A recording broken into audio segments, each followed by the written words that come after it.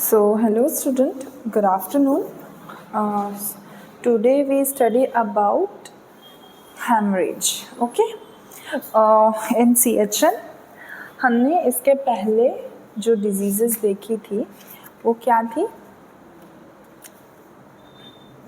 हमने इसके पहले देखा था शॉक. ओके, आज हम पढ़ेंगे हैमरेज के बारे में, है ना?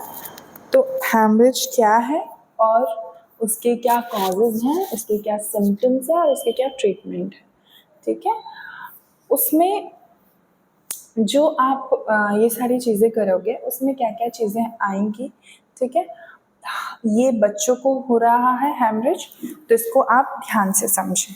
ठीक है, सो आइए शुरू करते हैं. सबसे पहले मैं आपको जो हैमरेज वर्ड है उसको डिफाइन करते. ओके, तो यहाँ पे जो हैमरेज टर्म है ये अप्लाइड हुआ है ब्लीडिंग के ऊपर और फ्लो ऑफ ब्लड के ऊपर, स्पेशली जो प्रोफ्यूज होता है उसके ऊपर. ओके, तो जो हैमरेज है ये दोनों तरीके से हो सकता है, मतलब ये एक इंटरनल ब्लीडिंग भी हो सकती है और एक्सटर्नल ब्लीडिंग भी हो सकती है. ये जो लेटर है ना हैमरेज, एक बहुत सीरियस कंडीशन है जिसको prompt treatment, it requires very prompt treatment और diagnosis. Okay, so let's get start. Let's come into this. So here, hemorrhage. Okay, here hemorrhage is the excessive bleeding from damaged blood vessels. It can be caused by injury, surgery, or medical conditions. Symptoms include rapid heart rate, low blood pressure, and pale skin. Treatment varies based on the causes and severity. तो यहाँ पे जो haemorrhage है वो कुछ इस तरीके से डिफाइन है कि ये एक एक्सेसिव ब्लीडिंग है डैमेज ब्लड वेसल्स की. ठीक है, जो कि इंजरी, सर्जरी या मेडिकल कंडीशन के दौरान हो सकती है. फिर इसमें सिम्टम्स की अगर हम बात करें तो इसमें क्या सिम्टम्स बताए गए हैं. सिम्टम्स जैसे कि यहाँ पे इन्वॉल्व है including rapid heart rate, low blood pressure, पेल स्किन, टेम्परेचर वेराइज और बेस्ड ऑन द कॉज और सिवियरिटी पे डिपेंड होते हैं. राइट, अब इसके बारे में हम कुछ और इसके तरीके जानते हैं कि देखिए टाइप्स ऑफ हैमरेज. यहाँ पे क्या है टाइप्स ऑफ हैमरेज में there are several types of haemorrhage including internal, external, traumatic. Internal haemorrhage occur inside the body while external hemorrhage involve invisible bleeding. Traumatic hemorrhage is the cause by physical injury. यहाँ पे जो traumatic haemorrhage है ये caused होता है किसी भी physical injury की वजह से. ओके, सो यहाँ पे क्या बताया गया है कि हैमरेज कितने टाइप्स के, इट में इंक्लूड इंटरनल तरीके से होता है ना, और एक्सटर्नल तरीके से होता है. ठीक है, ट्रॉमेटिक कंडीशन में भी होता है, किसी ट्रॉमा की वजह से भी हो सकता है ना. और इंटरनल हैमरेज जो है वो इनसाइड बॉडी में होता है और एक्सटर्नल हैमरेज जो होता है वो विजिबल दिखता है कि ब्लीडिंग हो रही है. ओके, और जो ट्रॉमेटिक हैमरेज है ये कॉज होता है किसी फिजिकल इंजरी की वजह से. ठीक है, किसी ट्रॉमा की वजह से. फिर आते हैं हम नेक्स्ट कॉजेज ऑफ हैमरेज. तो यहाँ पे कॉजेज क्या क्या है. तो सबसे पहले अगर मैं बुक लैंग्वेज में अगर आपको बताऊँ तो इसमें सिस्टमिक कॉजेज होते हैं. देखो सिस्टमिक मतलब हमारा रिलेटेड टू सिम्टम्स. ओके, तो सिम्टम्स क्या है यहाँ पे हमारे सिस्टम क्या है, रिलेटेड टू सिस्टम. तो यहाँ पे सिस्टम क्या है, सिस्टम हमारा जो सिस्टमिक चीज़ें हैं जैसे कि cardiovascular system, gastrointestinal system, okay, respiratory system, these all are come under the systemic condition. Okay, तो अब जैसे कि कोई पर्टिकुलर सिस्टम की बात करें, जैसे गैस्ट्रोइंटेस्टाइनल सिस्टम की अगर हम बात करें, तो जैसे गैस्ट्रोइंटेस्टाइनल सिस्टम में क्या क्या आ जाएगा, हेमेटोमेसिस, रेक्टल ब्लीडिंग, ये दो चीज आ जाएगी, ठीक है। अब हेमेटोमेसिस में क्या आएगा, epistaxis, dental extraction, tumours, peptic ulcer और एक्सेट्रा एक्सेट्रा, ये सारी चीजें आ जाएगी, ये सारी कंडीशन है डिजीजेस की, ओके। उसके बाद यहाँ पे रेक्टल ब्लीडिंग में क्या आएगा, मेटरनल ब्लड, सॉरी, यहाँ पे जो रेक्टल ब्लीडिंग है वो दो तरीके से हो सकती है, कॉन्स्टिपेशन की वजह से या पाइल्स वगैरह की वजह से, या फिशर फिस्टुला हो जाए उस कंडीशन में इंटरनल ब्लीडिंग हो रही है, और इस वजह से भी कि ड्यूरिंग द लेबर के टाइम पे भी रेक्टल ब्लीडिंग हो सकती है, क्योंकि प्रेशर इतना ज़्यादा लगाते हैं कि वहाँ से प्रेशराइज होके चीज़ें बाहर आ रही है, तो मोशन भी कई बार पास हो जाते हैं, सो दैट प्रेशर लगाने की वजह से वहाँ पे फिशर हो जाए, फिशर मतलब छिला जाए, है ना, फोर्स के थ्रू, तो इस वजह से रेक्टल ब्लीडिंग हो सकती है, ठीक है। फिर रेस्पिरेटरी सिस्टम की अगर हम बात करें, तो रेस्पिरेटरी सिस्टम में देखो रेक्टल ब्लीडिंग में क्या क्या चीज़ आ जाएगी, सबसे पहले ये समझो, रेक्टल ब्लीडिंग में इंटेस्टाइनल कोई पैरासाइट है, वो कॉज कर रहा है उस वजह से। उसके बाद अल्सरेटिव कोलाइटिस की कंडीशन है, तो प्रोलैप्स हो गए हैं, रेक्टम प्रोलैप्स मतलब बाहर की तरफ अंग का बाहर आना, प्रोलैप्स हो गए तो उस कंडीशन में, अपर गैस्ट्रोइंटेस्टाइनल ब्लीडिंग हो रही है उस कंडीशन में, ठीक है, तो वो सारी कंडीशन रेक्टल ब्लीडिंग की कंडीशन बन सकती है, ठीक है। फिर आता है हमारा रेस्पिरेटरी सिस्टम, तो रेस्पिरेटरी सिस्टम में जैसे एपिटेक्सिस हो गया, हेमेटोफाइसिस हो गया, तो जैसे एपिटेक्सिस वाली बॉडी है ना, एपिटेक्सिस मैं आपको क्लियर कर देती हूँ क्या होता है, एपिटेक्सिस मतलब नोज ब्लीडिंग, ओके। तो जो एपिटेक्सिस वाली कंडीशन है, इसमें ट्रॉमा ऑफ फॉरिजन बॉडी जो होती है वो बताया गया है। ट्रॉमा क्या है, फॉरिजन बॉडी, नेजल, किसी फॉर्जन बॉडी की वजह से या किसी ट्रॉमा की वजह से, नाक पे चोट लगने की वजह से इंटरनल ब्लीडिंग हो सकती है, नेजल फेरेट डिप्थीरिया होने की वजह से, और हेमरेजिक डिसऑर्डर्स की वजह से भी हो सकता है, ठीक है। रूमेटिक फीवर यहाँ पे मेनिंजाइटिस के कंडीशन में आता है, रूमेटिक फीवर, है ना, तो उस कंडीशन में भी एपिटेक्सिस या इंटरनल ब्लीडिंग हो सकती है। उसके बाद यहाँ पे हेमोफाइसिस में ट्यूबरक्लोसिस जो एडल्ट को होता है, और निमोनिया जो जनरली हमको बच्चों में देखने को मिलता है उनको होता है, ओके। वूफिंग कफ वगैरह ये सारी चीज़ें हमें हेमेटोफाइसिस में देखने को मिलती हैं। और अगर हम बात करें फिर रीनल सिस्टम की, मतलब अगर हम सिस्टम वाइज यहाँ पे बात कर रहे हैं, तो किसी भी जैसे हीमोथोरैक्स हो गया, तो हीमोथोरैक्स में क्या आएगा, हाँ ये रेस्पिरेटरी सिस्टम में ही आ रहा है ना, तो हीमोथोरैक्स में, थोरैक्स में अगर इंजरी हुई, कोई हेड इंजरी, इंट्राक्रेनियल हैमरेज हो गया, है ना, न्यूबॉर्न को, तो ड्यूरिंग द डिलीवरी उस टाइम पे, तो उस कंडीशन में भी ये सारी चीज़ें होने के चांसेस हैं। फिर यहाँ पे बात करते हैं रीनल सिस्टम के बारे में, तो रीनल सिस्टम में क्या है, it is caused by the gluco glomerular nephritis, जिसमें गॉलम्युलर कैप्सूल्स जो हैं, ट्यूबरक्लोसिस में भी होता है रीनल सिस्टम, और जो सेप्टिसीमिया वाली कंडीशन होती है ना, उसमें भी कंडीशन में भी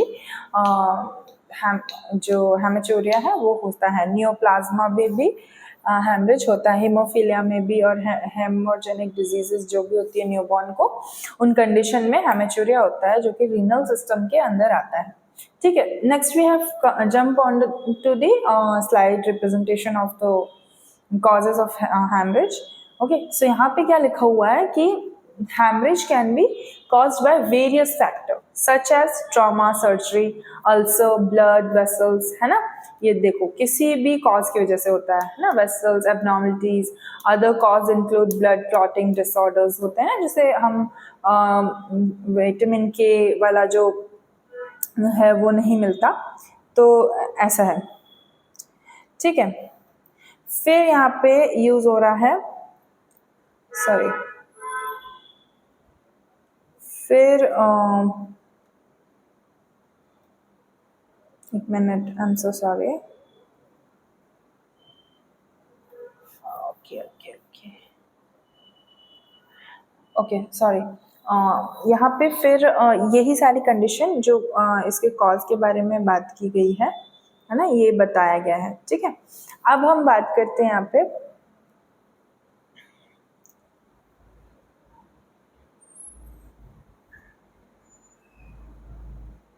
आई am so sorry, wait. Okay, यहाँ पे यही बात की गई है कॉज के बारे में, है ना। सर्टेन मेडिकेशन की वजह से, लिवर डिजीज की वजह से, ब्लड क्लॉटिंग डिसऑर्डर की वजह से ये सब चीज़ें यहाँ पे हो रही है।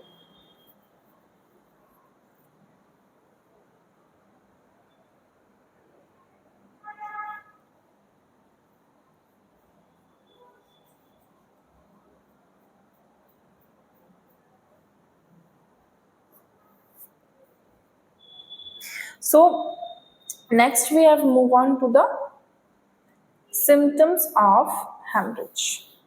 So यहाँ पे symptoms बता रहे हैं hemorrhage के, है ना।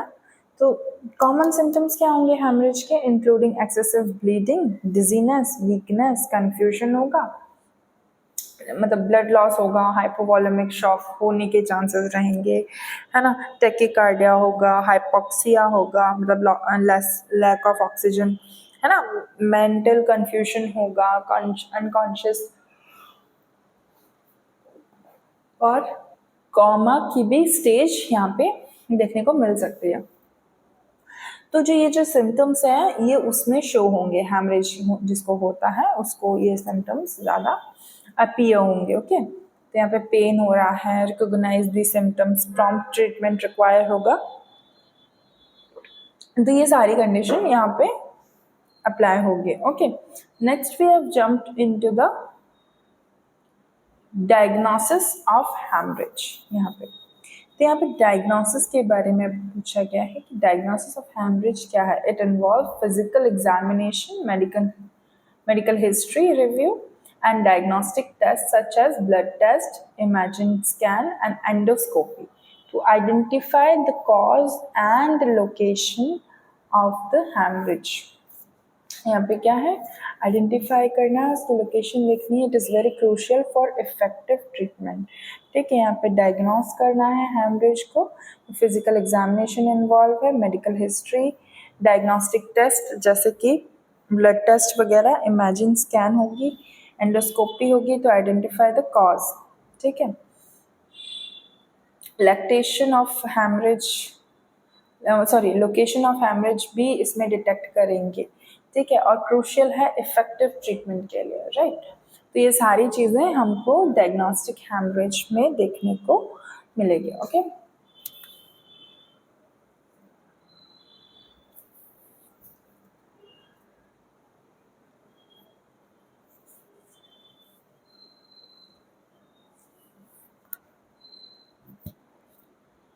नेक्स्ट हम बात करते हैं इसके ट्रीटमेंट ऑप्शन के बारे में। तो ट्रीटमेंट ऑप्शन क्या है? ट्रीटमेंट फॉर हेमरेज में include blood transfusion, surgery, medication and supportive care. In severe cases interventional radiology or immobilization may be necessary to stop bleeding. Okay, ठीक है। तो यहाँ पे जो है ट्रीटमेंट है वो क्या है? ब्लीडिंग, ब्लड ट्रांसफ्यूजन करेंगे। ठीक है, हेमरेज में ब्लड ट्रांसफ्यूजन, क्योंकि ब्लड ऑलरेडी बहुत लॉस हो चुका है, और उसके बाद सर्जरी देखेंगे, फिर मेडिकेशन जो सपोर्टिव केयर में रिक्वायर होगी वो देंगे। ठीक है, और सीवियर केसेस में इंटरवेंशनल रेडियोलॉजी, जो इमोबिलाइजेशन हो वो करेंगे। It may be necessary to stop the bleeding, ये नेसेसरी होगी ब्लीडिंग को स्टॉप करने में। ओके, फिर यहाँ पे बात करते हैं हम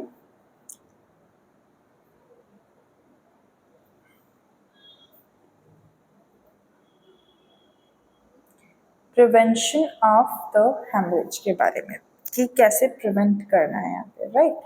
तो प्रिवेंशन कैसे करना है? Preventing haemorrhage involve safety measures.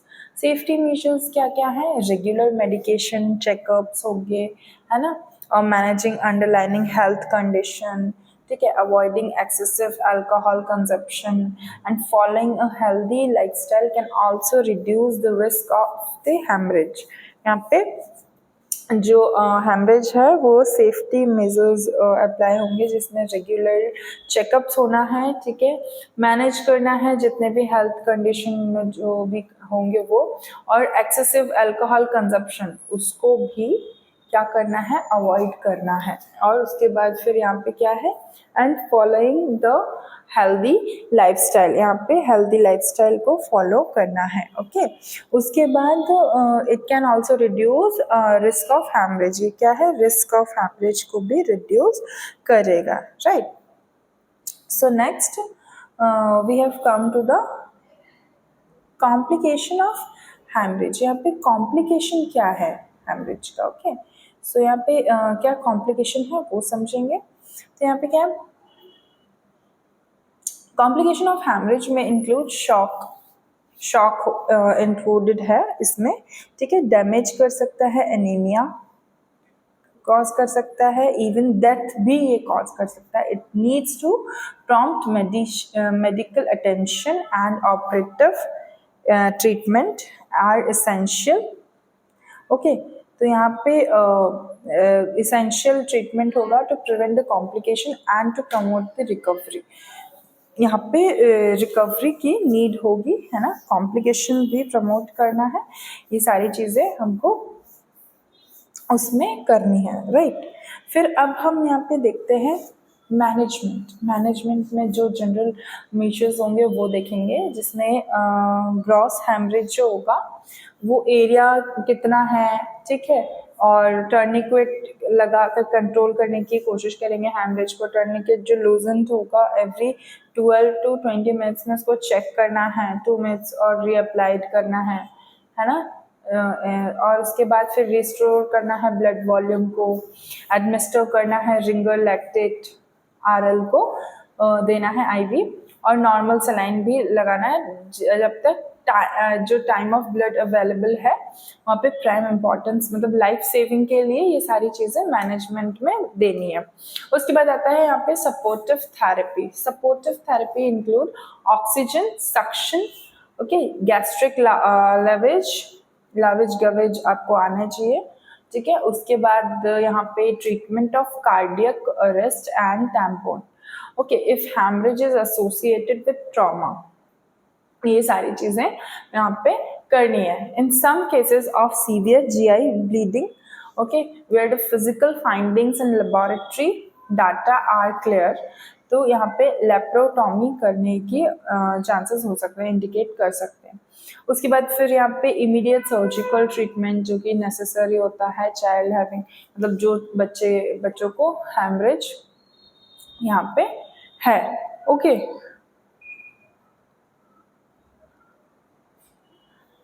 ठीक है,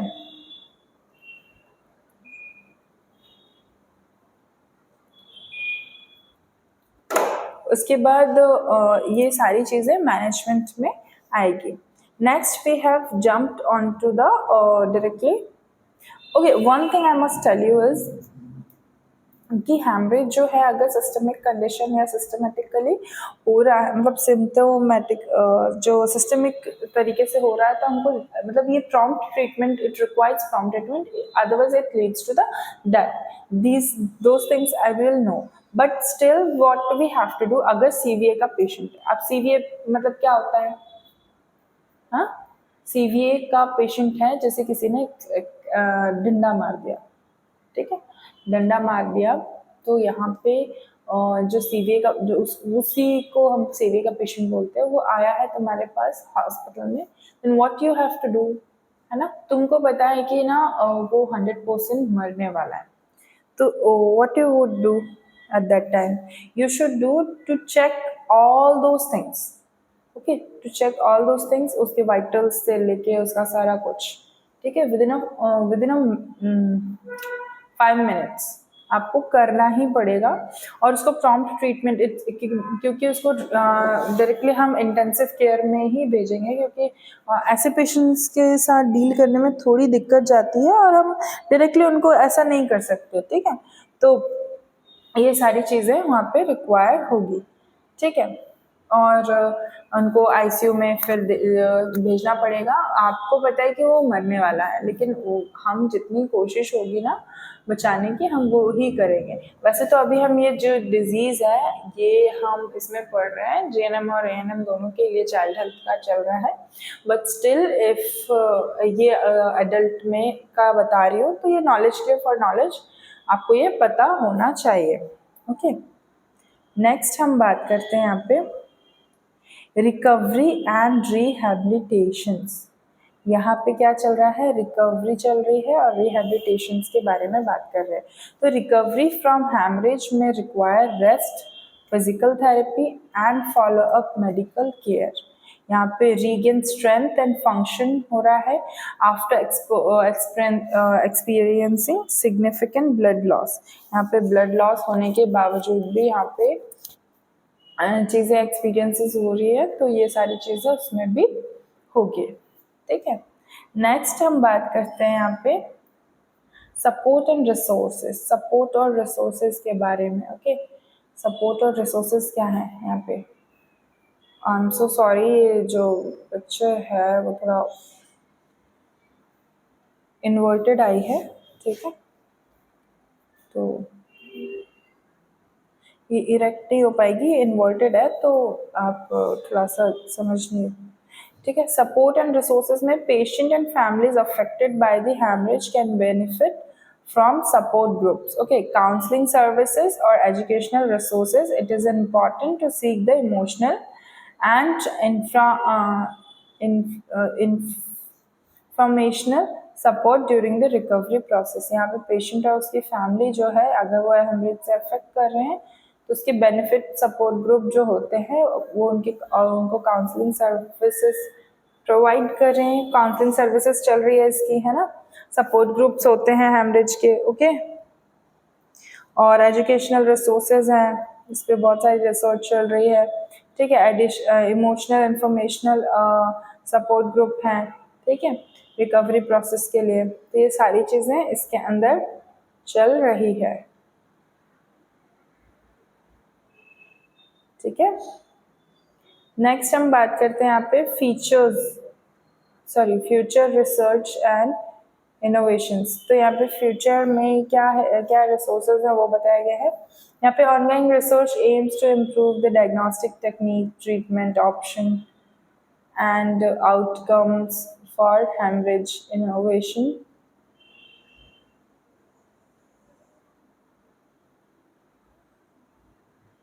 And in medical technology and therapies offer hope for better management of the hemorrhage in the future. ठीक है, यहाँ पे फ्यूचर में रिसोर्चेज के बारे में बताया गया है to improve the diagnostic techniques. ठीक है, टेक्निक्स के बारे में, इनोवेशंस के बारे में, तो ये सारी चीज़ें बताई गई हैं। उसके बाद नेक्स्ट हम आते हैं कंक्लूजन पे, इसका कंक्लूजन पार्ट है। सो इसका कंक्लूजन क्या है, इन a conclusion, understanding the hemorrhage, it is crucial for early recognition and effective treatment and prevention by raising awareness and advocating for advancement in the healthcare. We can strive to reduce the impact of hemorrhage on individual and community. ये सारी इसमें conclusion के part में आता है, conclusion के part में आता है ये। तो इस पार्ट में यही अवेयरनेस के बारे में बताया गया है। Okay, so that's all for today. Thanks for watching this video. Okay, next topic we will continue about the transfusion reactions. Okay, so if you have any doubt regarding the video or regarding this picturization PPT presentation, so do let me know in the comment box or as well as in the WhatsApp group, so you get all the notification there. And if you facing any challenges to understand the slide representation or as well as on the any kind of topic, so please do let me know. So we'll discuss it and clear it out. Okay. So thank you. Thanks for watching. Bye bye.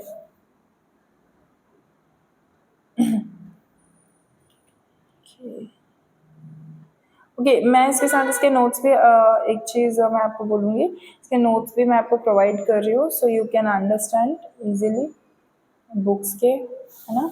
आपको पता रहेगा कि हमने क्या पढ़ा कौन से दिन। ठीक है, तो चलिए ठीक है।